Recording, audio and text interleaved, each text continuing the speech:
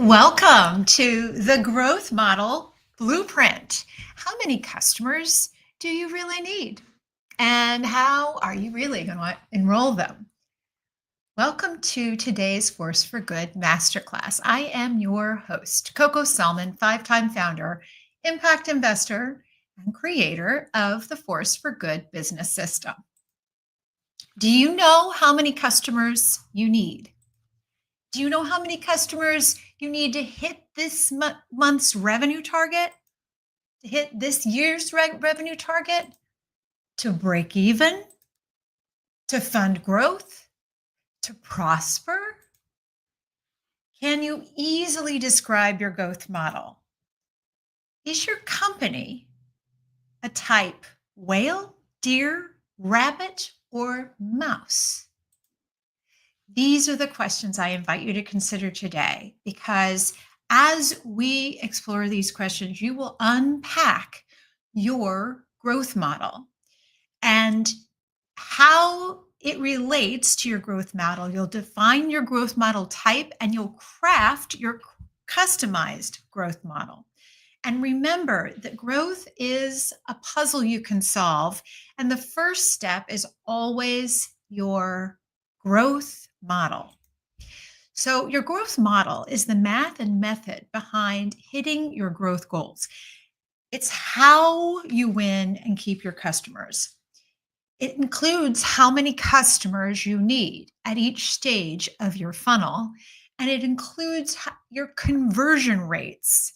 It also includes your costs.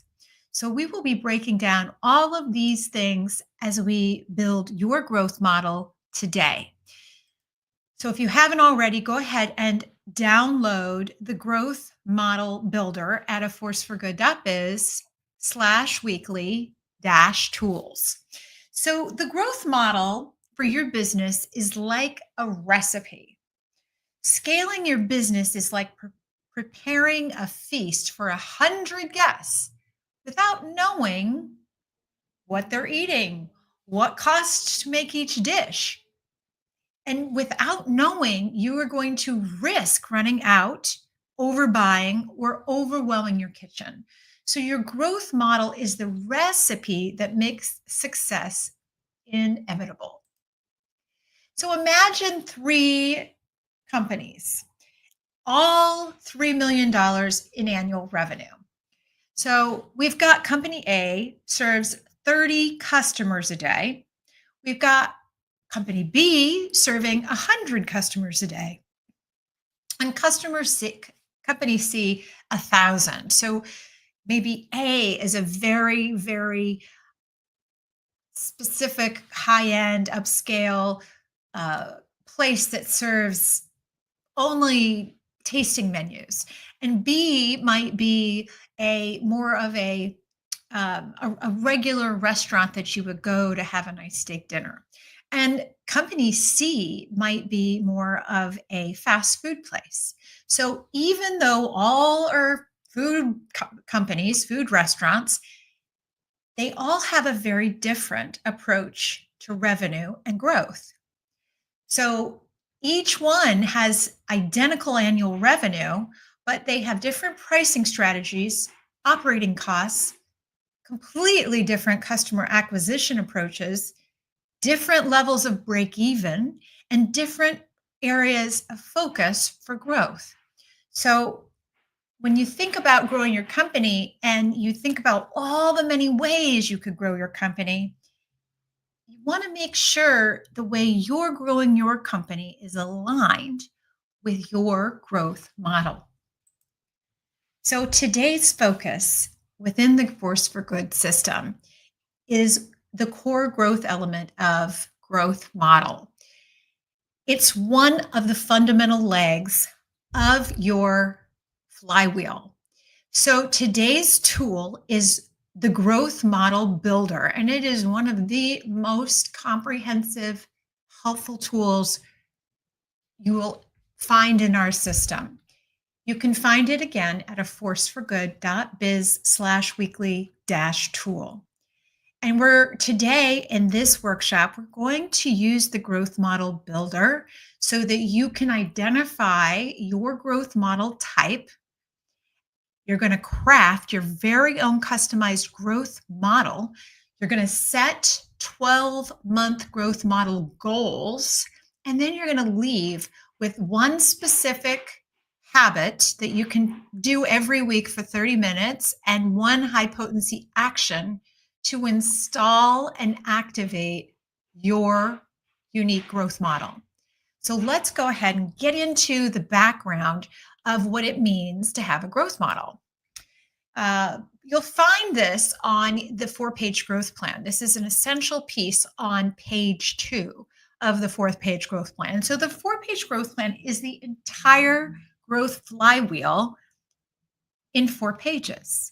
It shows you everything you need to know to unlock growth. And I would say this particular topic here on page 2 of defining your growth model, along with another concept, another one of the core growth elements, the customer enrollment and engagement funnel. These 2 pieces are fundamental to helping you unleash exponential growth in your company. Once you have these elements working together, it becomes possible and even likely that you're going to watch your company increase its level of growth month over month, year over year in very substantial ways. In fact, this is how companies exponentially grow. You're going to find the elements that we're going to talk about and define today, the components that make up your growth model. You're going to find them on page 2. You'll see there's a section right in the middle of the page, and then there's a section at the bottom. We're going to fill all those out today. So let's get into it. Okay, so here's your growth. So I mentioned before that there's a deep connection between your customer enrollment and retention funnel and today's topic, the growth model. So let's take a moment just to review what the customer enrollment and retention funnel is and how it is connected to your growth model. So your funnel maps the journey, the places they go. Do they come in through socials? Do they come in through a conference that they attend and they meet you at a exhibitor table? So what's the journey that they take from knowing you exist to becoming a customer and then later a really truly loyal ambassador? So that's the funnel. It's what they do and what you do along the journey. Your growth model defines the math behind the journey. How many customers, how many prospects, how many suspects move through your funnel at each stage? And what are the targeted conversion rates? And then overall, what are the costs of moving people through the funnel?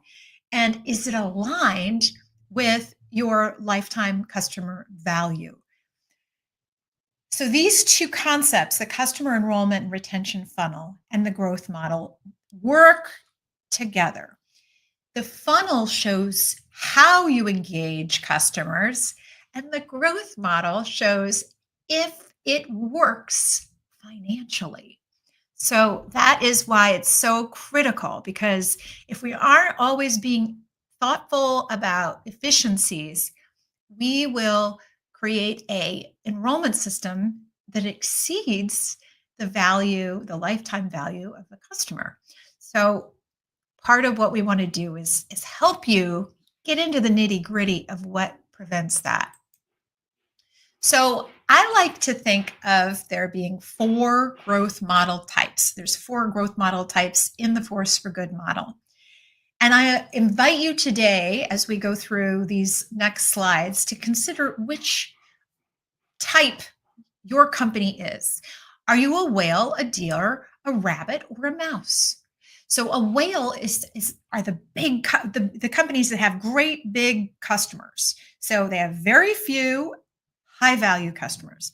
Deers have more mid-sized customers with moderate sales volume. Rabbits have a higher volume of sales and smaller number of transactions, and mouse model has a massive volume and a lot of small transactions. So each requires different marketing, sales, and retention strategies in order to ensure that all the pieces work well together and at the right cost. So let's talk about the whale model. Are you a whale? So this is where you have a very few number of customers, each worth above $100,000 in revenue annually. And there you find these in enterprise SaaS, defense contracts, private aviation, and in some expert consulting agreements as well, integration consulting and that kind of thing. Or you might find it within strategy consulting. But these are some of the examples. And so when you're a whale, you want to focus on high touch relationships. You will accept that there are probably very long sales cycles, and you're probably going to have exceptional retention because they're going to spend a lot of money with you. They don't want to switch around all the time because it's too expensive. And there's contract renewals and upsells that you want to keep going, and so that you keep them long term. So again, the whale model is you have a few customers relatively, and each customer is worth a lot of revenue. So some key traits here. They're $100,000 or more. So it could be $1 million a year, it could be $5 million a year, but it's a big number. It's over $100,000 a year. And customers needed for $10 million in revenue is just 100. So all you need to get to 100 to 10 million is 100 customers. Your sales cycle is long, right? You're going to take 6 to 24 months to create a sale from suspect all the way to customer. And conversion rates are going to be high because you'll have deep trust building and targeted outreach. But it's expensive to acquire these very big fish, right? These whales. It's 20,000 to 100,000 per customer. And it's because you're really doing deep work to get them acquired. So you might need to spend a lot of time with your team developing a proposal, doing some work that could cost a lot of money just to win the deal. So retention focus is all around keeping customers for many, many, many years and maximizing their lifetime value. You don't think of them in terms of 1 or 2, 3 years. You think about them in terms of decades, how long you want to keep them. Again, we talked about enterprise SaaS, selling multi-year contracts to Fortune 500 companies, healthcare service providers with multi-year hospital system contracts, custom manufacturing for aerospace or defense. These are examples. And where whales can focus is in identifying great salespeople, very senior level salespeople with deep industry networks. So you start to think about that, and boy, those people are not going to be cheap, but they're going to go and they're going to know everybody who are the decision makers in the Fortune 500 or wherever your target is, and they're going to be able to make it happen. It's also focused on highly tailored solutions and proposals, long-term relationship management. This is like, people in investment banking might know these companies for 10 years before they do a deal. And a lot of work on account expansion. Once you have the customer, you want to keep them and do more with them. Continue to add services, add new products, expand into the different verticals or users, however your model works. So if you're in this category, you're a whale, all right? And you're going to have a very specific growth model. The next is the deer model. And this is sort of the next level down. So if you're $10,000 a year per customer to 100, you're probably serving the mid-market in some way, perhaps, and you have a slightly larger ticket size overall per year, but it's a different model, right? You're going to have different needs. So shorter sales cycles than whales. You're going to have you want to look and focus on really efficient onboarding when somebody becomes a customer, because you're probably going to spend a little bit of money, but hopefully not too much money on them. And then you want to make sure they get what they need and then really stick around. You're going to also want to focus on upsell and cross sell. So how do you know these people? These are where the average revenue per customer is 10,000 to 100,000. And so the number of customers you need to get to 10 million in revenue is 1,000. So remember we said for the whale, where it's 100,000 or more, it's 100 customers to get to 10 million. In this case, we need 1,000 customers to get to 10 million. So sales cycles will be between 2 and 12 months. So could be a little while, but not as long as the whales. Conversion rates are going to be strong due to a balance of targeted marketing and skilled sales teams.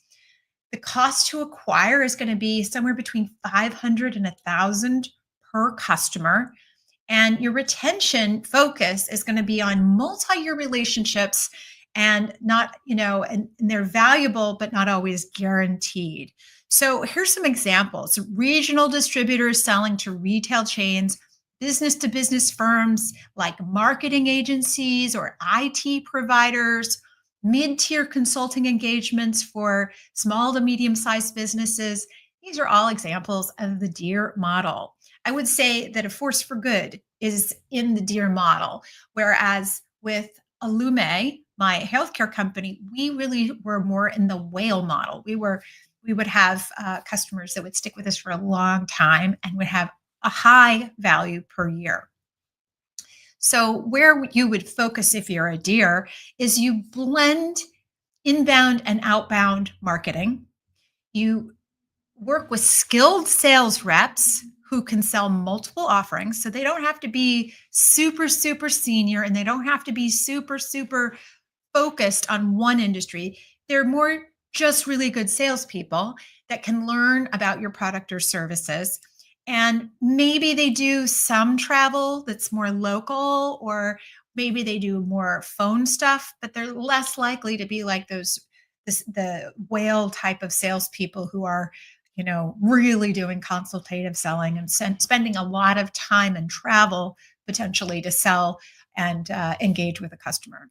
So we want to, with these DEAR model customers, and if you are a DEAR model company, you want to spend time onboarding and making sure you deliver value really fast so the buyer feels a really strong sense that they are getting what they signed up for, because it's a significant investment, but it's not as significant as the whale.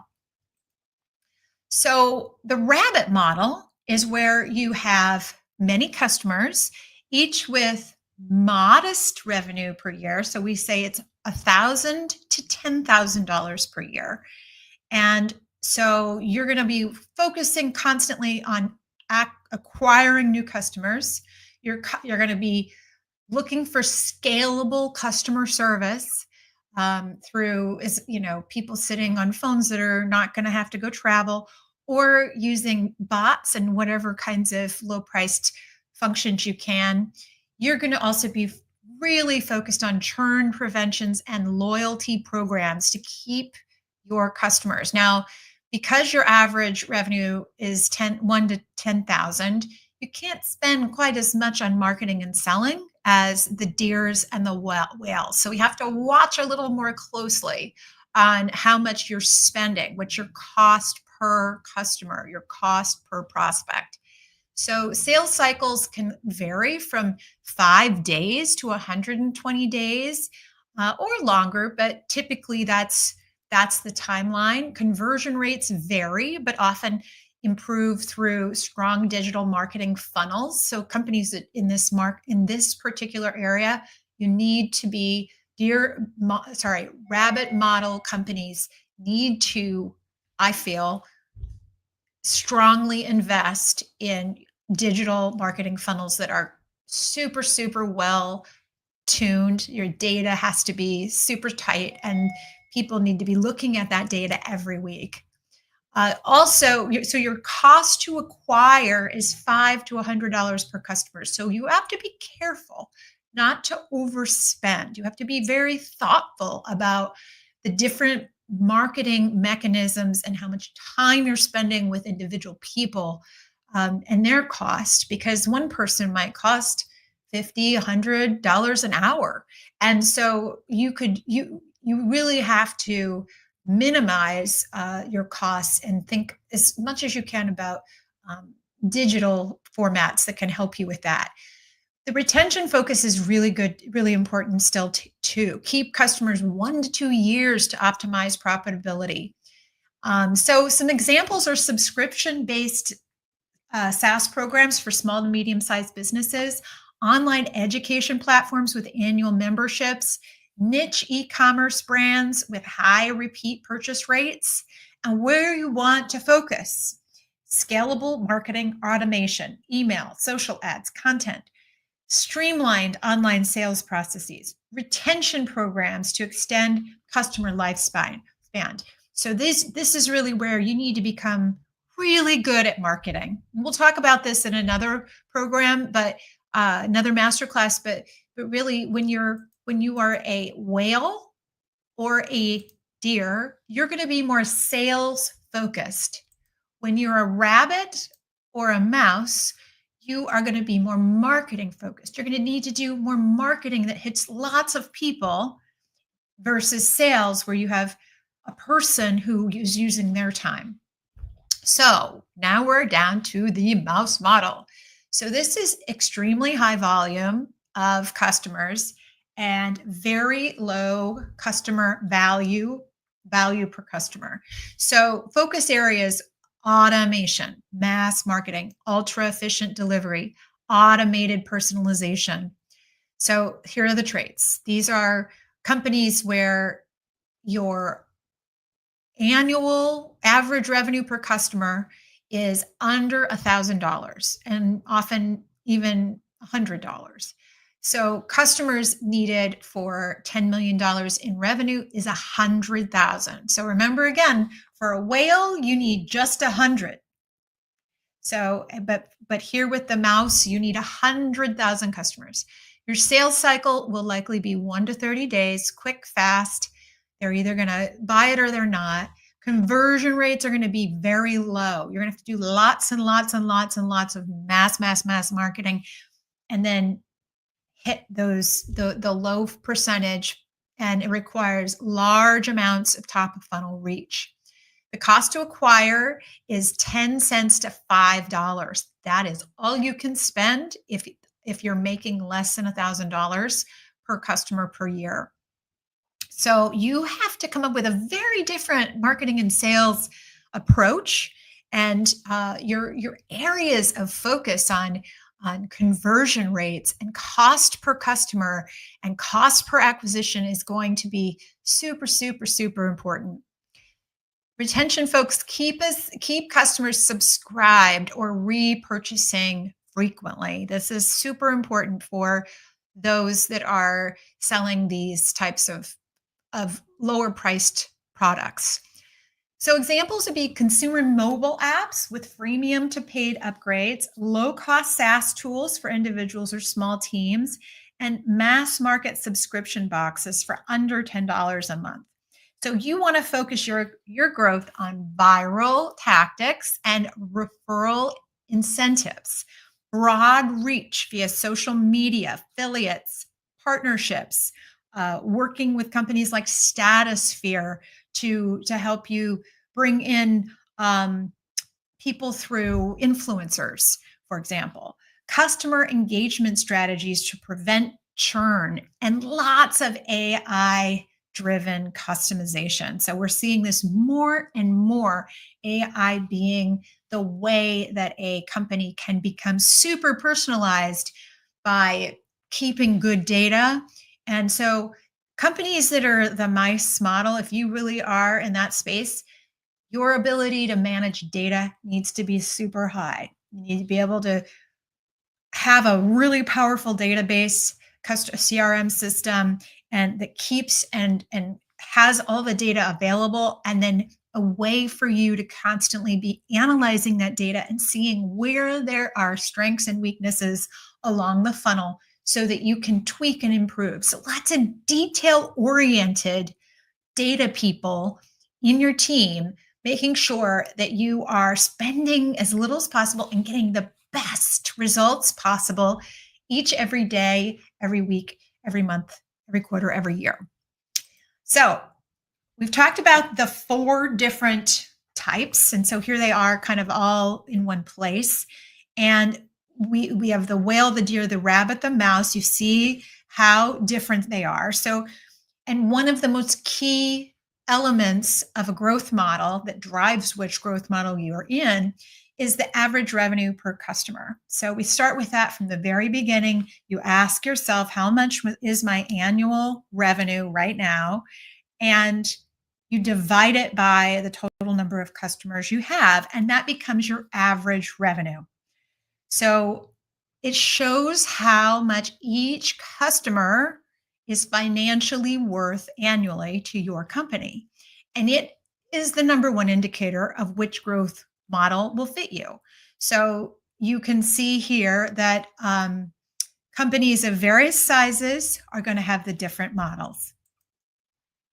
Your average revenue per customer, ARPC, is probably, if it's not something you're thinking about, start, because it's strategic.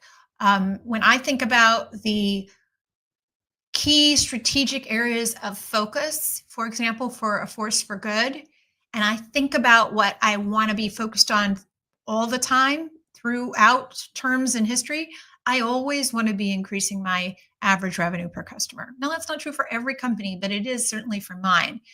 So it tells you not just how much a customer is worth to you each year, but also which growth model you're operating in. So a Fortune 500 SaaS contract looks nothing like a $120 per year consumer app. So those differences drive everything from your sales approach to your marketing spend.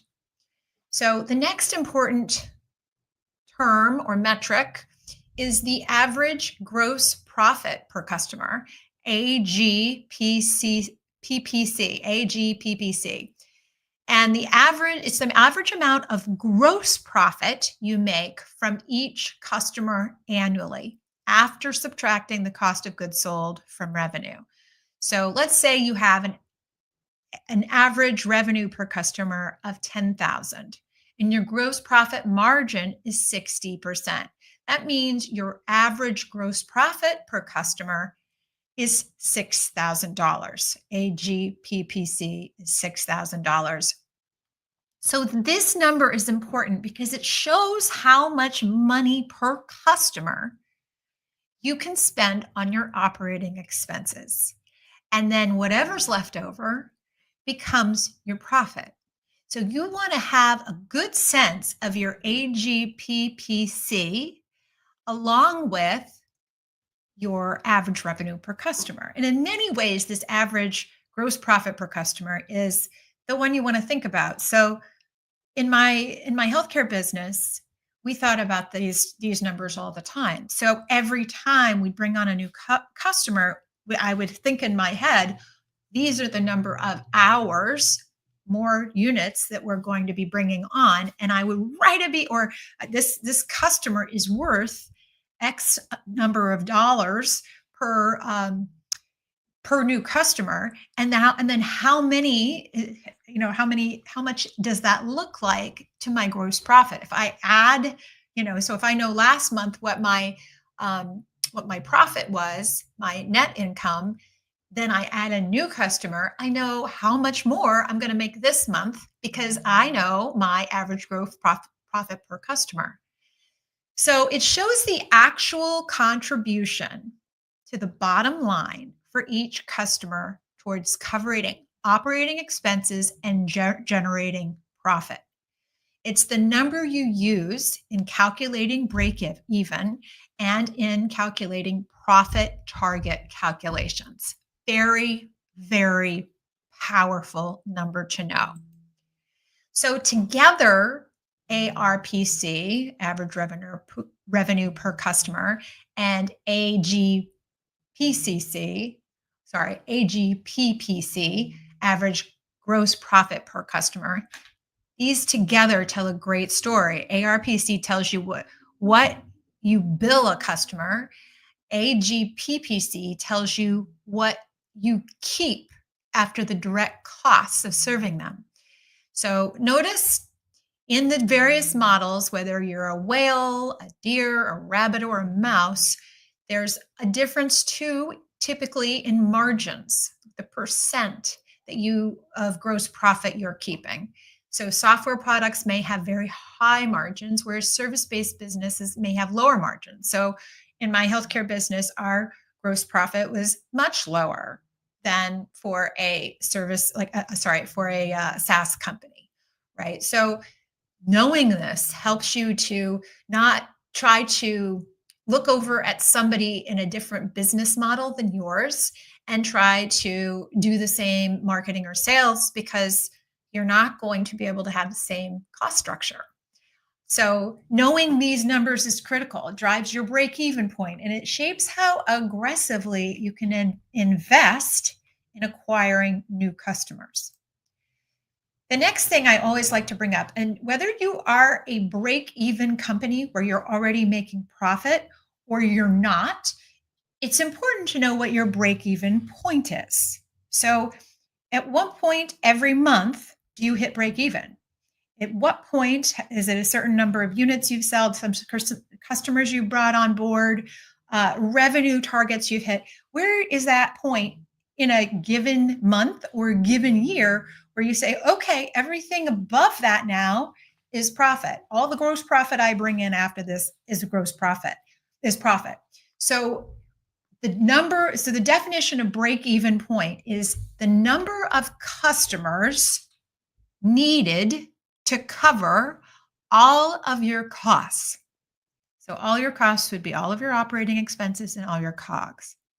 And so the best, easiest way to calculate this is you take your operating expenses and divide it by your average gross profit per customer. And that will give you a sense of what your break-even point is. So let's say you have a $600,000 operating expense budget, and your AGPPC is 6,000. So your average gross profit per customer is 6,000. So every time you bring on a new customer, or if you have 10 customers and you bring on one more, each one is contributing $6,000 in gross profit to cover your operating expenses. So the break-even customers is equal to 600,000 divided by 6,000, which means 100 customers. So this means you have 600,000 of operating expenses, and you need to have 100 customers to cover them every year or every month, whatever the timeline is for your budget. So this is the real number of customers you need to stop losing money. Once you pass this point, each additional customer you bring on contributes directly to profit. Think about that. That's pretty cool, like knowing what that number is. So let's look at some examples. So if you're a whale, your average gross profit might be $105,000 per year. And your operating expenses might be $6.3 million. So we do the math and we discover that to break even, this company needs to have 60 customers at $105,000 per customer in order to break even. The deer, on the other hand, has an average gross profit of $15,000, and the operating expenses are $1.5 million. So they need 100 customers to break even. The rabbit needs 500 customers to break even, and the mouse needs 5,000 customers to break even. So you see how very different these four are, and how you're going to approach marketing and sales very differently. Break even tells you the exact number of customers you need to cover your fixed costs. And a whale may need to take 60 customers to break even, while a mouse might need 5,000.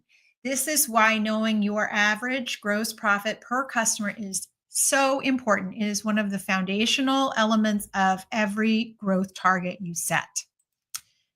The next concept to be thinking about, so let's just go back for a moment. Do you know your break even point? And so we're going to use the tool today to help you figure out your break even point.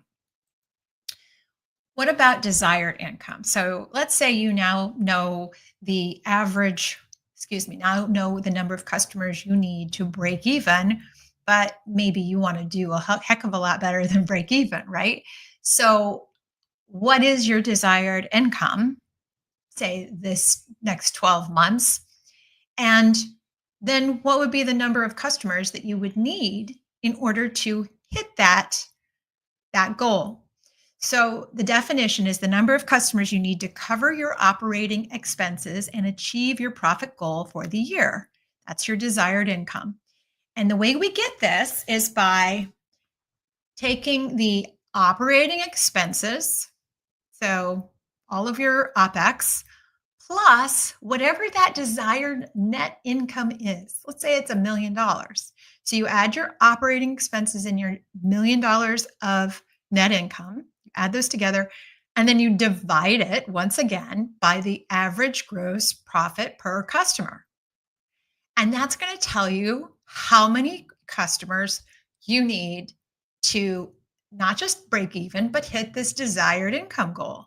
So in this example, we see on the screen, if you're watching the screen, you've got $600,000 in operating expenses, and this company wants to make $300,000 this year. And so you add those together, that's 900,000, and you divide it by 6,000, which is the desired net income.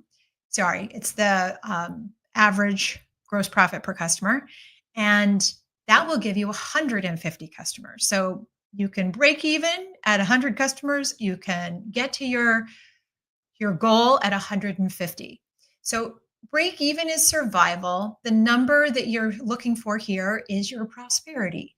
The customer count that allows you to fund growth, invest in your team, and pay yourself well. So in this case, we can look at some examples. A whale might need 80 customers to break even, right?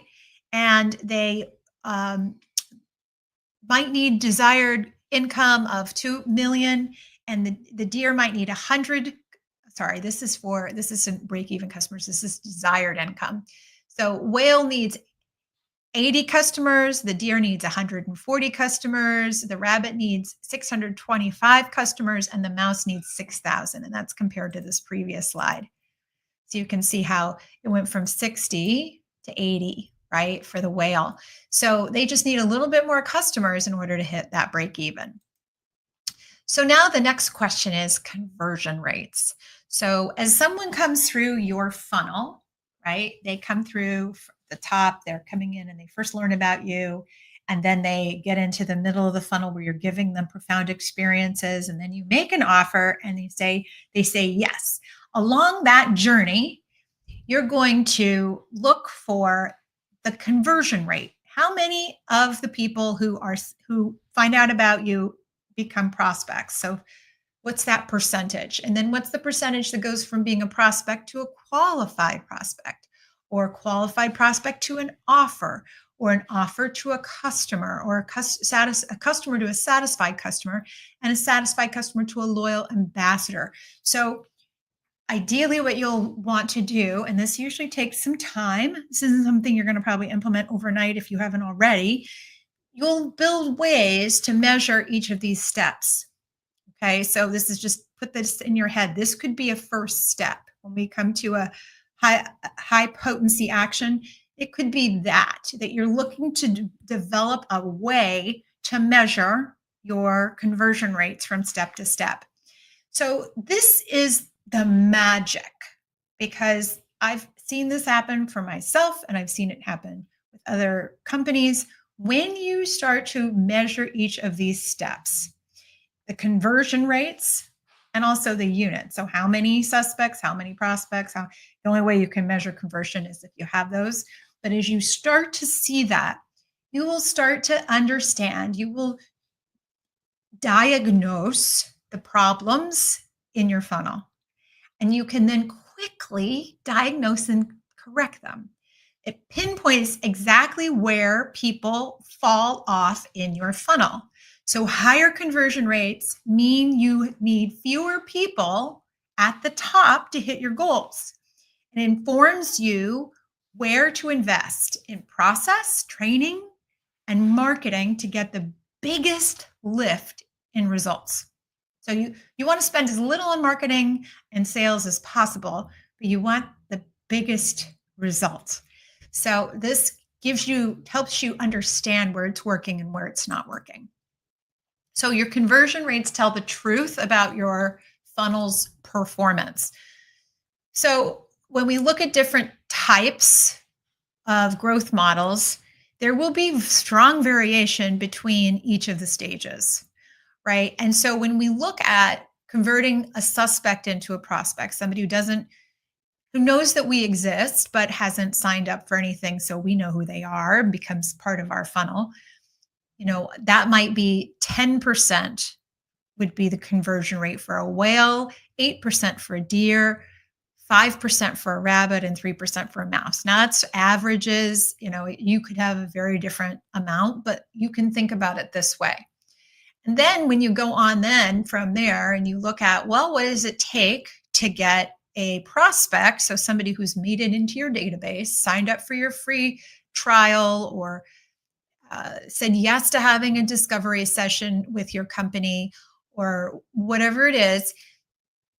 Then there's the next step is how much to become, what percent becomes a qualified prospect. And that's 80%, pretty high for a whale, 70% for a deer, 50% for a rabbit, and 30% for a mouse. So that's if you're doing a good job with a really good offer of profound experience, then you're getting them to sort of say, yeah, I'm actually interested and I'm going to keep coming back for free things. And then there is this moment where you have a qualified prospect and you make an offer. So for a whale, you're going to see about 50%, deer 60%, 80%, and mouse 80%. And this is still because this is varied based on the types, right? And then the offer to customer. So offers who actually become customers, 40% for whale, 30% for deer, 25% for rabbit, and 15% for mouse. So you can see here on the screen that there's a big variation between the various conversion rates. So where you fit depends on, in part, which conversion rates most closely marry up to you. The other piece to talk about is the sales cycle length. So again, we talked about each of these before. Whales have a longer cycle, mice have short cycles. So look to see which ones are part of you. The significance of the sales cycle. It's the average time it takes for a customer to move from suspect to customer in your customer enrollment and retention funnel. And it affects your cash flow. Longer cycles delay revenue. It shapes your forecasting, knowing how your average cycle helps you plan resources and hiring. It impacts marketing and sales strategy. Long cycles require relationship nurturing, whereas short cycles demand high lead volume. So think about where you fit and what your average length is. And then cycle costs. So this is the amount you spend to move a customer from suspect to customer. So this includes all of your marketing, sales, salaries and commissions, your travel and proposal costs, and any tools and technology used during the sales process. Now, this is really significant. It shows how efficiently you turn prospects into paying customers, and it must be balanced against your average revenue per customer and your average gross profit per customer. And so high costs are fine if you have high margins and retention supporting them. If not, then you need to figure out another way to build your growth model. It also helps you, the cycle cost helps you decide where to increase or reduce investments for better return, right? So rather than hiring a salesperson, you might be thinking about a new technology that personalizes on behalf of you, as an example. So, retention, churn, and expansion are also really important components of your growth model and managing your growth model. And so retention rate is the percentage of customers who remain active for a given time period. So I like to think about it, every company should think about it in a different way based on what makes sense, where you tend to have drop off. But think about it at least after 90 days and after a year. Churn rate is the percentage of customers lost during a period of time. Expansion rate is the percentage of customers who increase their spending with you through upsells, cross sells, or upgrades. And this is super significant in that the high retention, high expansion rates increase the customer lifetime value. And it creates less pressure to constantly acquire new customers. Churn is a leak in your growth bucket. So even strong sales can't overcome high churn. You need to focus more attention on a high churn environment, on retention. And expansion helps you grow faster without adding new customers. So these are different tools, different ways that you can focus your energy to help you with your growth model. So just think about, where do you need to focus given your company? Is it on retention, churn, or expansion, or both, or all three? But see where you need to focus most. So here you can see different retention, churn, and expansion metrics for whale, deer, rabbit, and mice. You'll see once again that they are very different. So retention annually for a whale is 90% or more. For a deer, it's 80 to 90%. For a rabbit, 60 to 80%. For a mouse, 30 to 60%. For churn, so loss of customers, you'll see less than 10% churn for a whale, 10 to 20% for a deer, 20 to 40% for a rabbit, 40 to 70% for a mouse. And then you'll see where annual expansion comes in, and you'll see the highest, again, is the whale, 20%, followed by the deer, 15 to 20, rabbit, 10 to 15%, and 5% to 10%. So this gives you the ability to think about every year, how many customers this year am I going to retain 12 months from now?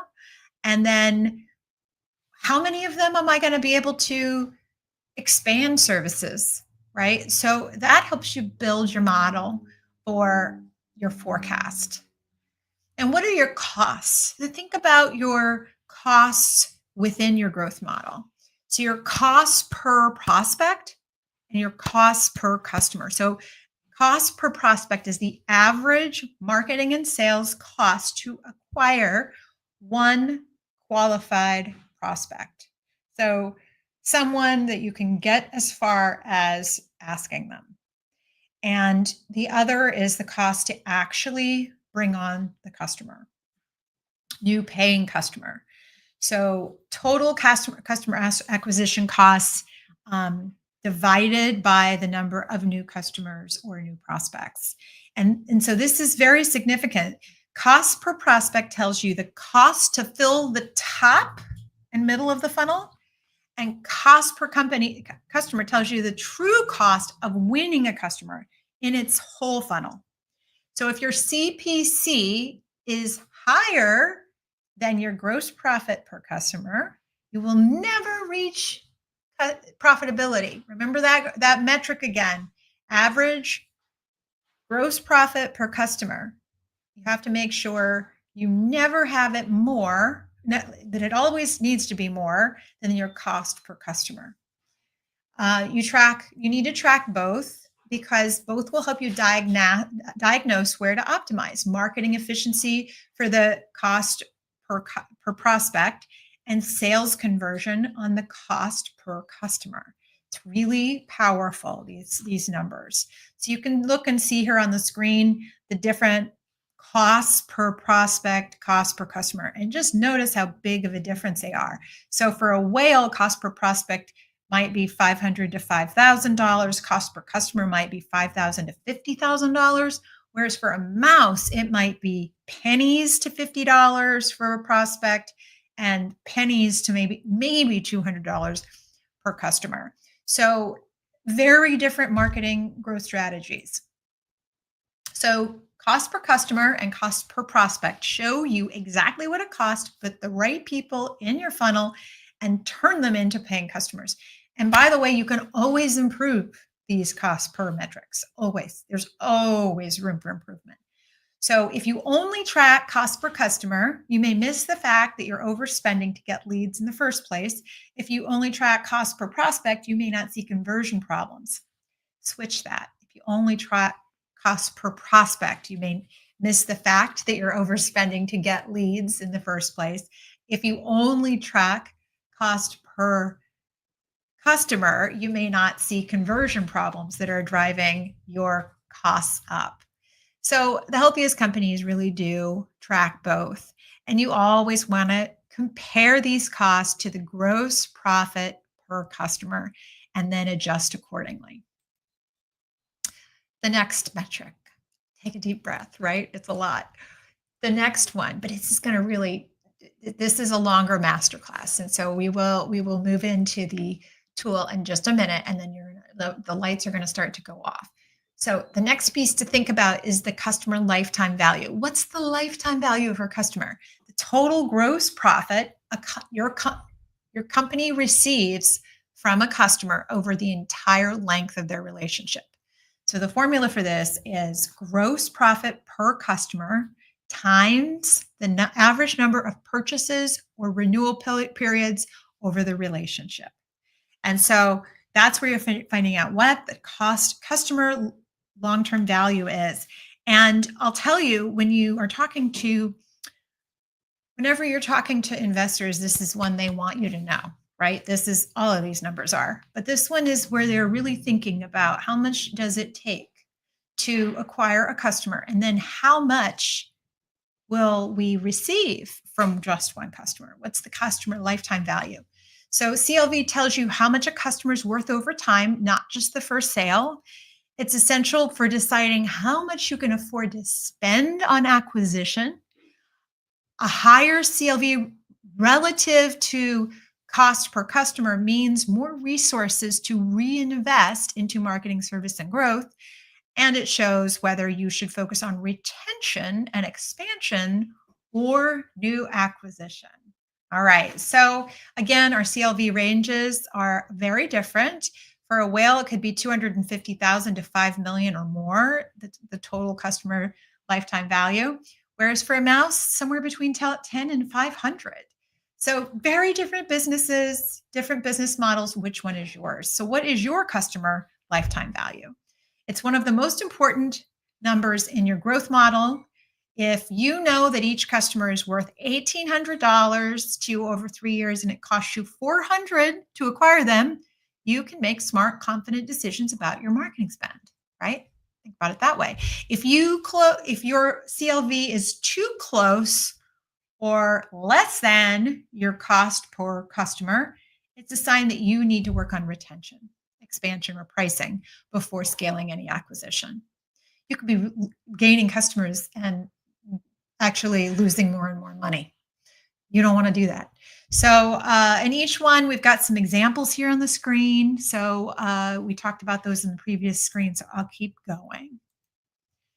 So here is a one picture summary of all of the growth model types: whale, deer, rabbit, and mouse, and the average revenue per customer, what it will take, the number of customers to hit 10 million, the timing of your sales cycle, the acquisition cost, so the cost per customer, the retention focus, what you need to focus on, and then the example industries. So start to home in and figure out which is your type.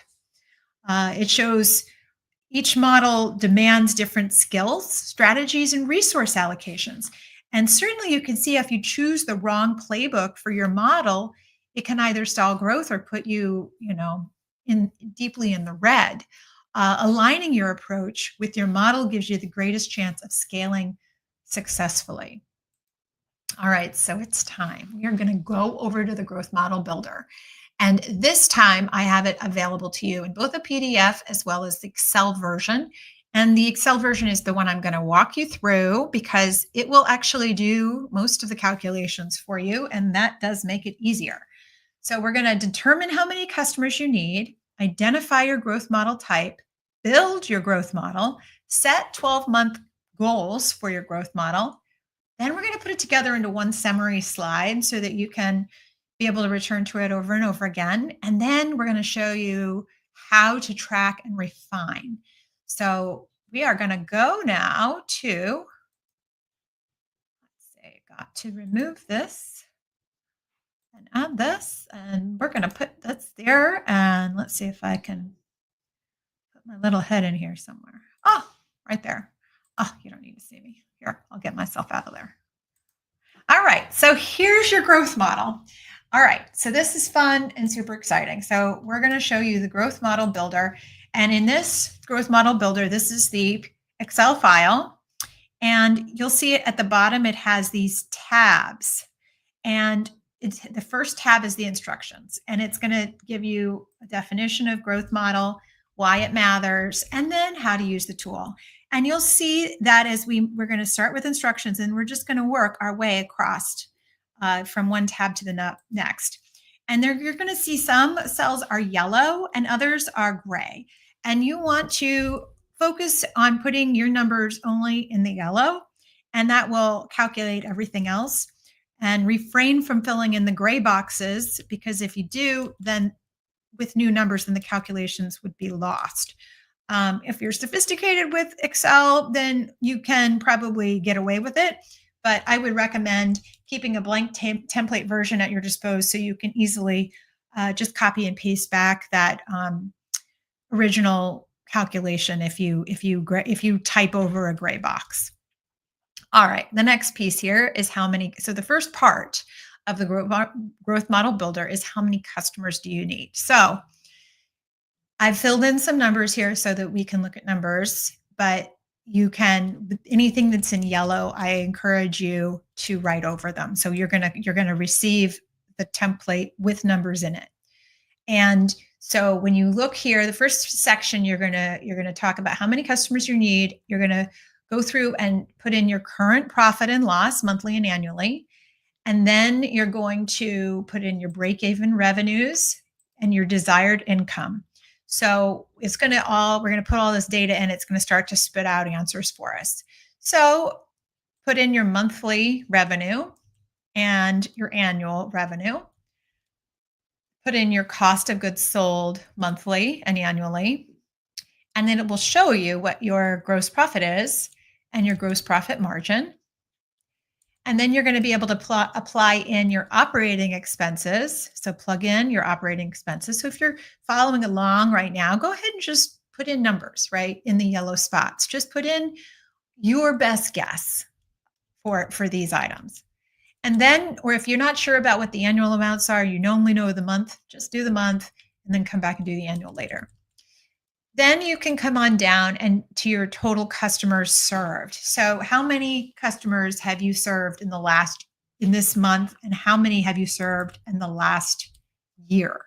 So in this case, the company had served 20 per month, and in the last year, they have served a total of 50. So you could probably imagine they have lots of customers that they retain, and then they bring in some new ones as well. So that's how that would come out. And then you come up with this. Right away, it shows you these important numbers right here in lines 9 and 10. You find out your average revenue per customer, which we keep talking about. So right now, this company is at $24,000 average revenue per customer per year. So this guy, we can right away know which model type it is, right? It's less than $100,000, but more than 10,000. So it puts it at a deer. So go ahead and identify for yourself roughly what your average revenue per customer is. You're also going to discover your average gross profit per customer. So how much is going to be used towards your operating expense. And then every customer beyond that, it will turn into net income. So we roll down here, and it's automatically to tell you your break-even revenue. How about that? So you can, so let's say you can put in your break-even revenue is $50,000 a month. The numbers of customers is 6. So every month you start with 6. If you've already got 10, then you've already hit break-even. Annually, how many do you need? In this case, to hit $600,000, we need 14 customers for the year. And it doesn't mean new customers, mind you. This is total customers. So then we come on down here and you have your EBITDA, which is your net operating income. So it's basically your revenue minus your cost of goods sold. So you've got your gross profit, which equals gross profit, and then your operating expenses, you take those out. And then this is your desired net income that you want. Let's say you want it to be $250,000 per month or $3 million annually. Let's say that's how much you want to bring home, at the after all of your costs. So your net income. So estimated operating margin would be 50%. So what it does here is it's assuming it's the same as what it is today. It pulls that 50% down. But let's say that you're going to have some cost increase because to serve, in the future at that higher level of $6 million versus $1 million, you're going to increase. You might increase your total percent a little bit here or there. Or maybe it's the other way around. Maybe as you increase your size, the costs go down because you get scale perhaps, and your product becomes less expensive. Your costs for your product become less expensive. You can get better unit value. So you decide whether to leave it here at the same level, or if you need to increase it or decrease it. I suggest for the first time around, you just leave it alone. But that's where you can play. It's a point of leverage to help you consider what it would what your future looks like. And then you say, what's the required revenue? So if I want $3 million in annual income and I have a 50% operating margin, this is going to tell you that I need $6 million in revenue. So I need $6 million in revenue. So if I just to be clear, that we're comparing number 13 and 6 are what we're comparing. So if we're going to go from $600,000 in annual income to $3 million, right? We've got to create $6 million in annual revenue. So annual revenue is $6 million. And revenue right now is 1.2 million. So to get to $3 million in EBITDA, we need to have 6 million in our revenue. We need 20. We assume the average revenue per customer is the same. And then the customers we would need would be 250.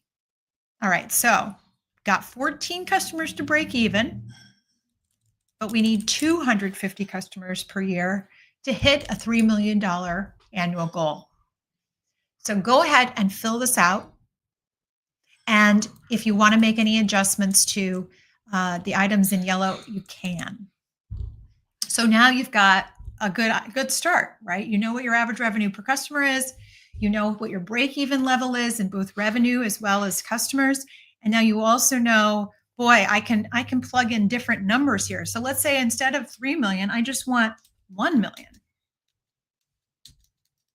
Now it's going to show you, okay, so now I need $2 million in revenue, up from 1.2 million in revenue. And I need 83 customers instead of where I was before. 3 million. 250 customers. So you can play around with this. Okay, now you're going to go over and say, what is my model type? Okay, so we've already looked at this in the presentation. So I would recommend you go ahead right down to this place and just write down whatever you are. And so for example, you could just write down deer, and now you know what that is. And so you can always come back to this page to help you see, well, what's the average conversion rate at each stage for a deer? Or and if I wanted 10 million in revenue, how many suspects would I need? How many prospects would I need? How many customers do I need? So if I'm a deer, somewhere between, I probably need around 1,000 customers, right? So here's where you start to use this to help you think about what your company needs. And you can also see how much personalization in the sales cycle that they need. So for a deer, it's medium. So what's the sales cycle length? What's the average cost? What's the average cost per customer? And the average customer length. So these are, you go ahead right now and decide where you fit. Now we're going to build your actual model. So we come up to the top, and again, you're going to use your actual business data or estimates if you're just starting out, and complete this table, and you're going to fill in the yellow spots. So let's say, so what it's going to do is it says next to here, it defaults to the average revenue per customer from part one. So you can just leave it alone, right? And then it says, what's your conversion rate for each of these? If you don't know your conversion rate, it says right here, go to your model type selected in part two. So here is my conversion rate from suspects to prospects. So I'm a deer, I'm going suspects to prospects, deer, suspects to prospects, it says it's 8%. Okay, well, I don't know what my actual percent is, so I'm just going to put 8%. And then from prospects to offer, I'm going to see for a deer, it's 80%. Pretty cool, right? Now I'm going to go over here and I'm going to adjust to 80%. And now I'm going to come down and I'm going to find out what about for offer to new customer. So offer to new customer is 30%. So I put 30%. And then customers retained year over year. So this is going to be important for us to always remember how many customers we're going to keep. So here it says that my customers who I keep, we're going to say that we're just going to use this satisfied number. We're going to say 20%. So I'm going to put 20%. All right. And so now then you put in here on this line, you're going to say, how many customers do I have currently? Right. So let's say you have 500 customers or 23 customers or 17, put that number in. So right now I have 50 customers, and this is going to tell me how many will I have in a year? Well, it's calculating it from whatever my retained percentage is. So it says I'm going to have 10 in a year, right? So now I'm going to come down, and so it's going to tell me how many customers do I need to break even? Well, the needed revenue I need is 342,000, and that's where I will hit an EBITDA of 0. And the customers I'm going to need is 14. The current number of customers I have is 50. So the number I expect to retain is 10. So the new customers I need to enroll this year is 4, right? And so let's see.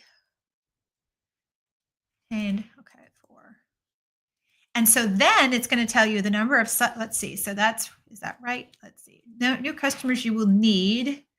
So is equal to this minus this. Okay, it's going to tell you 40 is the number that you need to retain. So the total number of suspects you need based on this conversion rate up here is 2,000 in a year. And the number of prospects you're going to need is 167. And the number of offers you're going to need to give is 133. So this is all mapped out for you. So then how much per month? This is just dividing everything out by 12. So I need 174 suspects. I need 14 prospects.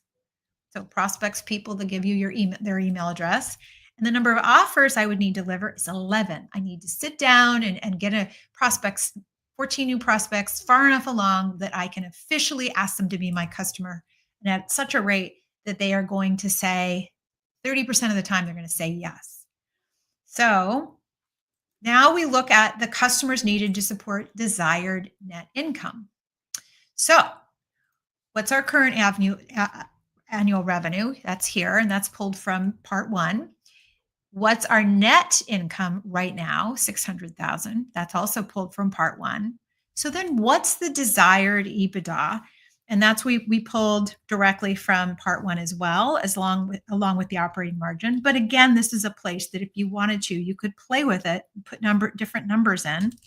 Let's say maybe your big desired number is 3 million, but you want to increase this year to just from 1.2. Maybe you want to grow to 2 million. So then, if to do that, you're going to need 4 million in revenue. You're going to need 167 customers. And so you're going to retain current number of customers. You have 50. You're going to retain 10, which means you need 40 new customers in this model, 40 new customers. And the number of suspects you would need would be 2,000. Prospects would be 167, and offers would be 133. And then this is what it's divided by. So you know how much you need to do every month. So take a moment and fill in those numbers, see what they mean. And then down here, you're just going to start to fill in your comments about the level of personalization and customer enrollment experience. And again, you can go back to part 2 in the model type to find out just what the answer might be in terms of personalization, sales cycle length, average cost per customer, average cost per prospect, and length of customer relationships. You can fill those in either with actual data, or you can certainly do it with the data that we've already supplied to you. Okay, now we're going to set your goals for 12 months out. Some of this is going to pull over from prior pages. So a lot of all the work we've done is going to come right over. And so let's say customer enrollment targets by 12/31/2026. And by what percent would you like to increase your revenues by this target? So it's 20%. It's going to increase this number current to annual revenues by 20%. So if you want to do 40%, if you want to do 100%, whatever it is. So you're going to plop in your goal. It's going to give you your COGS, the percentage based on your percent of COGS. It's going to calculate your gross profit, your profit margin percent, the operating expenses that you're going to need. It's going to account for your growth size, right? So when you're at 1.2 million, it's 240 of OpEx. Here, it's going to go up to 480,000. And then it's going to show you what your EBITDA is. So in this case, it goes from 600,000 to 1.2 million. And contribution margin, this is the percentage of your total revenue, your percentage of your EBITDA over revenue. Okay, and then how many customers do you need per year? So right now you need 50 customers per year with average revenue per customer of 24,000. Next year, you're going to need 100 with the same amount of revenue per customer. All right, so now you have set your P&L goals for 12 months. Next, you're going to look at your conversion rates. All right, next you're going to say, okay, let's focus on conversion. So what do I want my conversion to be? So maybe right now it's 8%, and you want to move it, you want to keep it there, or maybe you want to focus in on, you can change it to whatever you want over here. So maybe you decide you want it to be 9% or 12%, whatever you want to change it to. You decide what's the percentage for each stage, and then what's the volume that you want to increase, right? What's the volume So at each stage, what's the volume you would like to get? So this is going to calculate straight from your conversion rate. So this is where, as you change these numbers, you can see how they change down here. So at 8% suspects to prospects, from 8 to 12, instead of getting 217 suspects, now you're going to get 289. And let's say for your prospects, you want to increase from 80 to 85.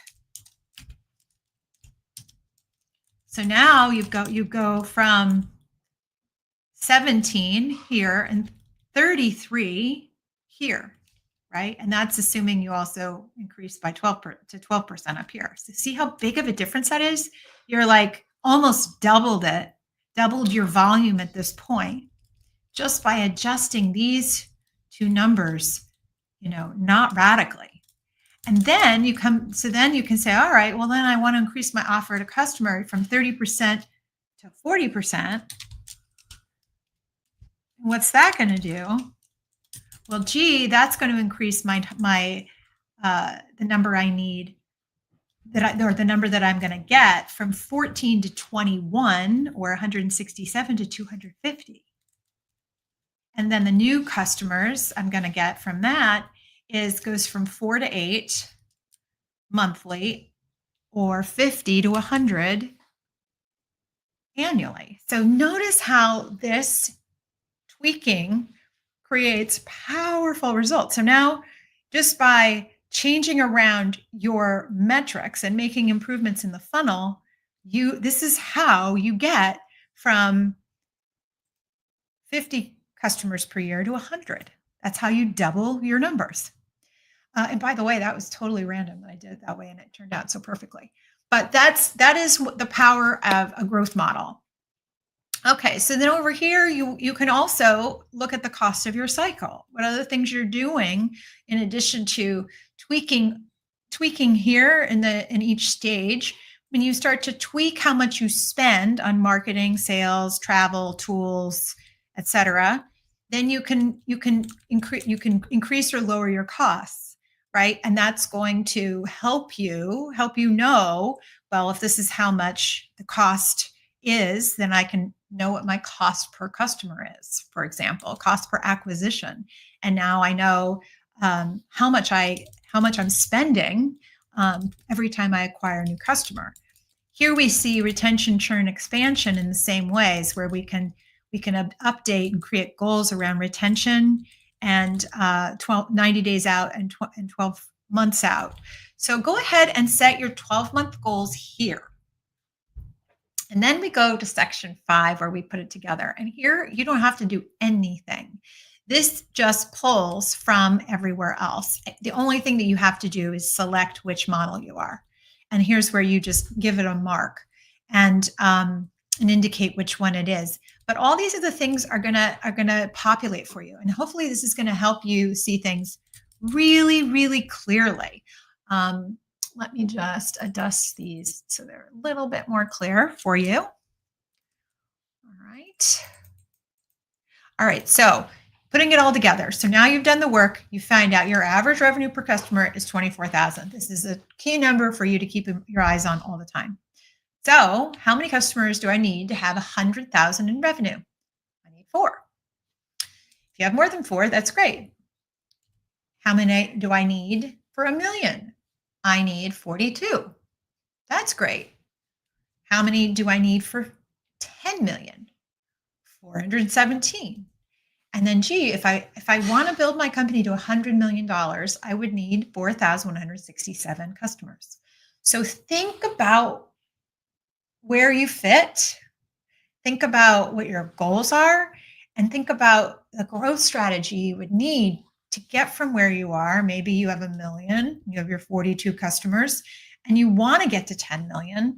How would you get those other 400 customers? All right.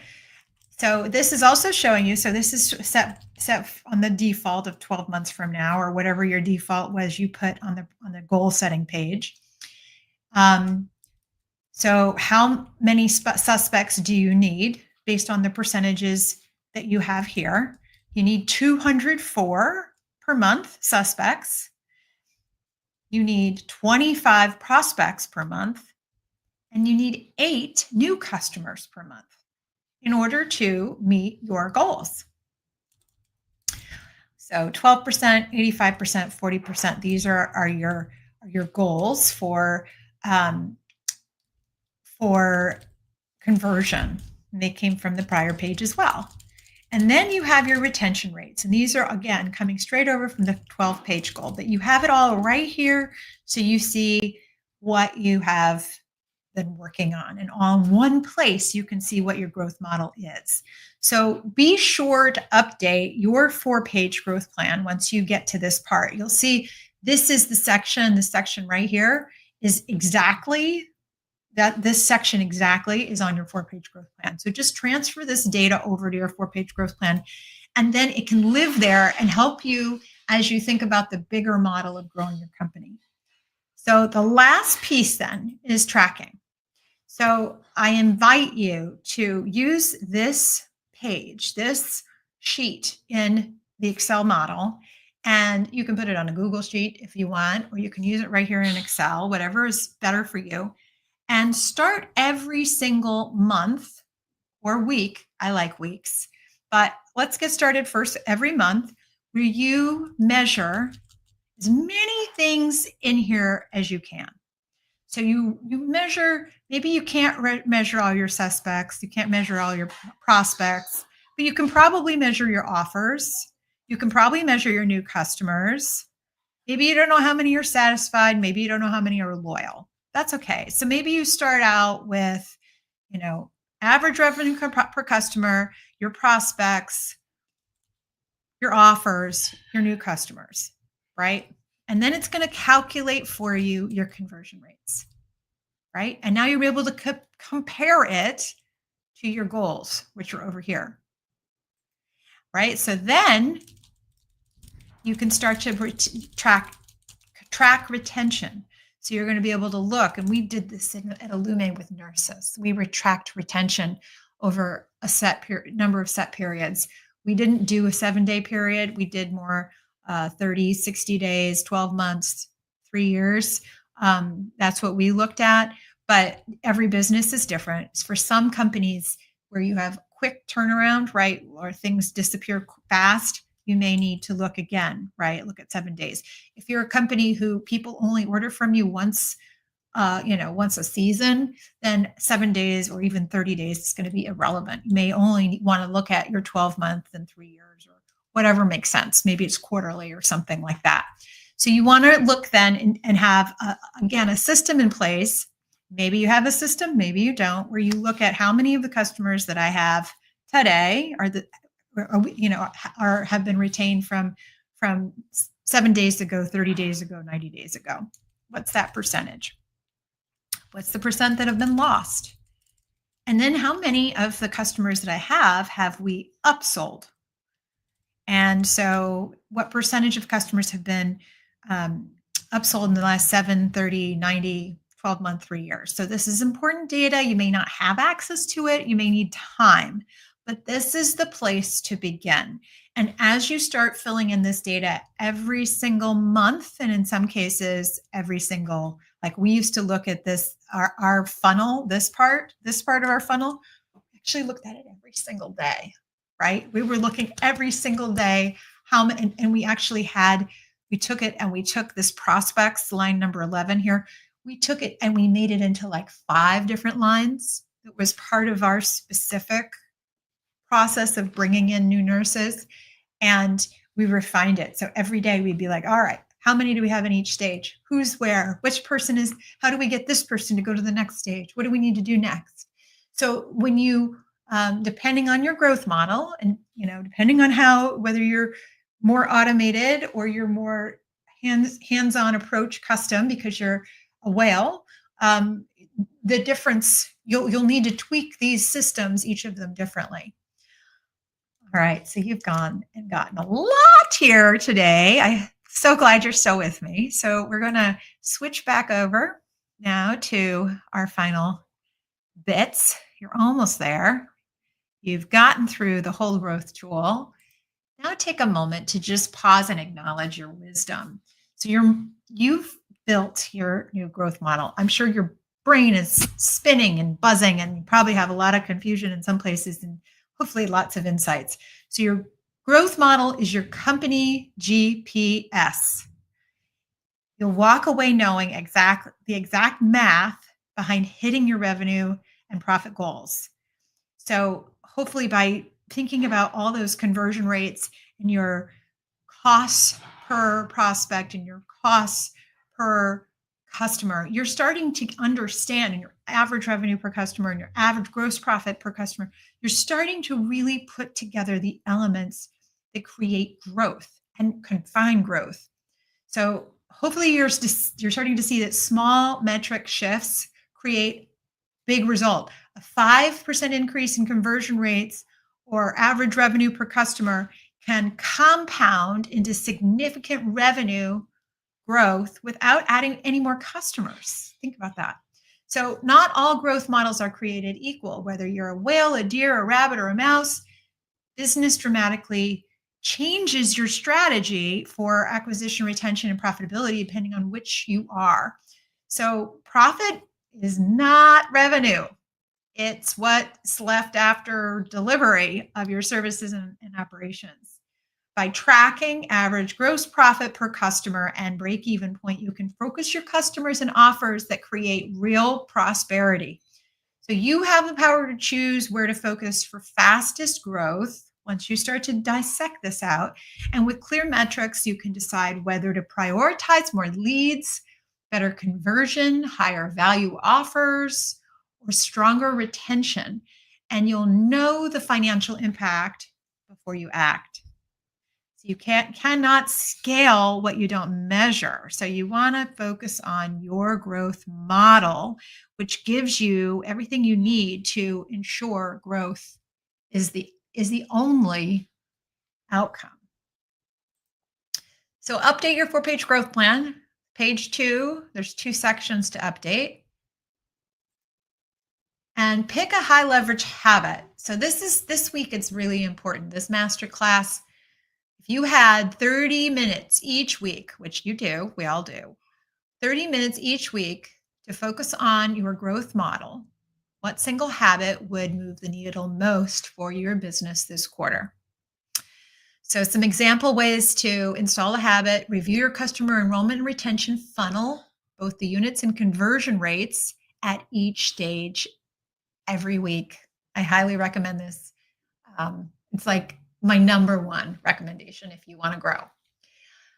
You can compare actual sales cycle length and cost against your growth model assumptions every week if you like. You can identify a blockage or underperforming metric and brainstorm every week different ways to improve. That's a really great habit. So if you do that every week, different part of your funnel you're trying to tweak, it'll allow your brain and your team to come together and solve things over time, and they won't get tired of focusing on the same problem all the time. So that's a habit you can pick. And then the next is, if you could only do one project this quarter to dramatically improve your growth model results, what would it be? So I recommend looking at bottlenecks, accelerants, and key numbers you want to focus on. So maybe there's, converting prospects to qualified prospects, or maybe it's converting offers to customers. Like, where in your funnel do you want to see a result?